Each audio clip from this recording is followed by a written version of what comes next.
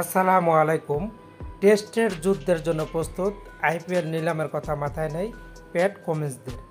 একদিন পরেই শুরু হতে যাচ্ছে অস্ট্রেলিয়া ভারতের মধ্যকার বহুল কাঙ্ক্ষিত border Gavaskar series 5 match test সিরিজের প্রথমটি আগামীকাল শুক্রবার শুরু হচ্ছে অস্ট্রেলিয়ার পার্থ স্টেডিয়ামে। মর্যাদার পাশাপাশি দুই দলের এই টেস্ট সিরিজ নির্ভর করছে টেস্ট চ্যাম্পিয়নশিপের ফাইনালে কারা খেলবে। মুখোমুখি দেখায় সর্বশেষ কয়েকটি সিরিজে অস্ট্রেলিয়ার বিপক্ষে দাপটে ছিল ভারত, তবে এবার ছেড়ে কথা বলতে রাজি নয় স্বাগতিক অস্ট্রেলিয়া।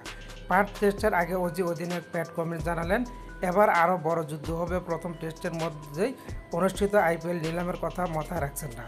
কামিন্স বলেছেন, বর্ডার গাভাস্কার ট্রফি মানে বরাবরই এক লড়াকু সিরিজ হয়।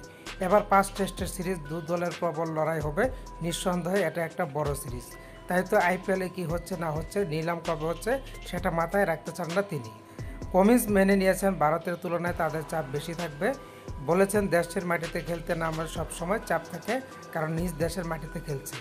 ভারত বেশ প্রতিভাবান দল, আমাদের কাজটা সহজ নয়। তবে খুব বেশি দূরে তাকাতে চাইছি না। বর্ডার গাভাস্কার ট্রফি জিততে পারলে ভালো লাগবে। ভারতও খুব ভালো দল, আমরাও তৈরি হয়ে আছি।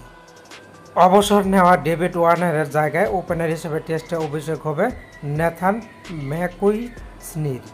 তরুণ এই ক্রিকেটার নিজের মতো করে খেলবে পরামর্শ দিয়েছেন কামিন্স।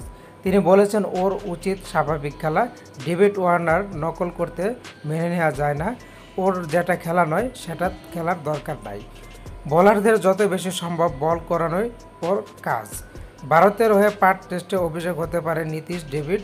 তিনি আইপিএলে কামিন্সদের হায়দ্রাবাদের সতীর্থ।